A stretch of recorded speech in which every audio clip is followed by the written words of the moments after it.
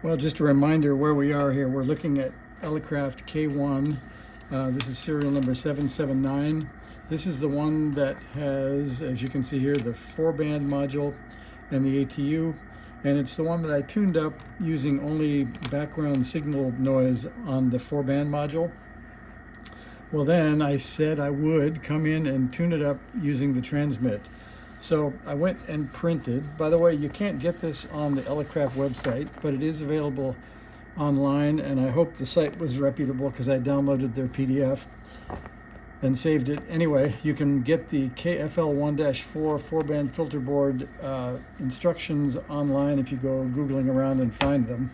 So I got first to the transmitter alignment section of sure enough, the first step says if you have a K1 RF board E or later, and so if you go digging around, we'll take this out and hide it underneath, and then I'll show you, let's see, way down there. This is K1 RF board Rev D from the year 2000, 23 years ago, from Elecraft. So this one, if you go right up into this corner in the back, and let's see if I can get some more light in there. Okay, so we get right in this corner in the back. Then you can see that they want me to restore this resistor right there, which is R36. And the fellow before me, or the gal before me, had not cut one end as they said you would find, but just they cut one end and unsoldered the other and left a big blast from a solder sucker. So I cleaned up that mess, and I did find, so let's see, you need this reference next. So the antenna jack is here, and this feeds RF back into the detector so you can have an S meter and RF power measurement when you don't have a tuner. But I have a tuner, so this 1.5K resistor is missing. This is R36. And I dug around and I found a 1.5, like 8 resistor, which is not 1%, but that's as close as we're going to find tonight. And I also found, if you look in the schematic, that I couldn't get to the end of the resistor here near the antenna jack because I would melt it. But I also found that this connection also goes to pins 7 and 8 of J8.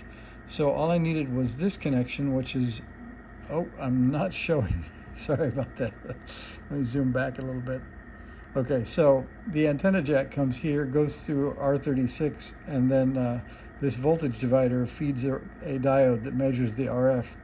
So the resistor was cut out, and this end of it was too close to this jack J5, the antenna jack.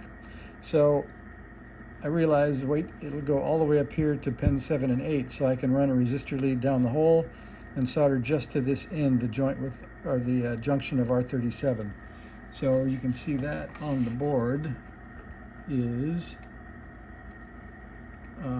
way back in the dark here.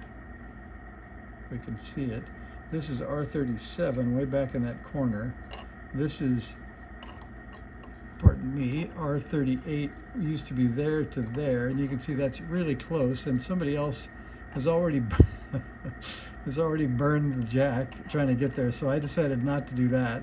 So I just tacked it in with a joint that looks a little bit less than beautiful right here, and then brought the lead up and over and into pin 8, and this is J8. So that should work for the RF detector. But now it's 11 o'clock at night, and I didn't get very far on the project of getting the tune-up done. So if you're following along, as some people said they would, I guess we'll call this the stopping point, which is now we're ready to put, assuming I didn't make that too high, let me think about that first. So if that's going to cause a short, I may lower that a bit. But I need to put the 4-band module back in, and if you remember how it went out, or if you have a tuner or not, the tuner has standoffs, and they fit in these two holes.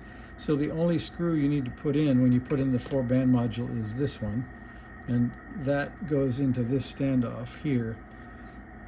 So if you get your R38 restored, then you'll have RF measurement when you start doing this tune-up of your board. And I would assume that's the same also on the the 2-band module, and then you have to put in, I put in a .001 cap in the filter module between these two pins, the inside on both edges. You can also do the outside on both edges. They're both connected.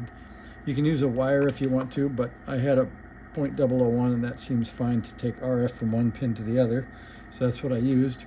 And I'll put this back in once I check clearance on this resistor, and then we'll get together and we'll go through that tune-up process. So thanks for watching this much. We'll get together next time. This board will be mounted and we'll have the scope hooked up and we'll be ready to tune up our 4-band K1. Thanks for watching.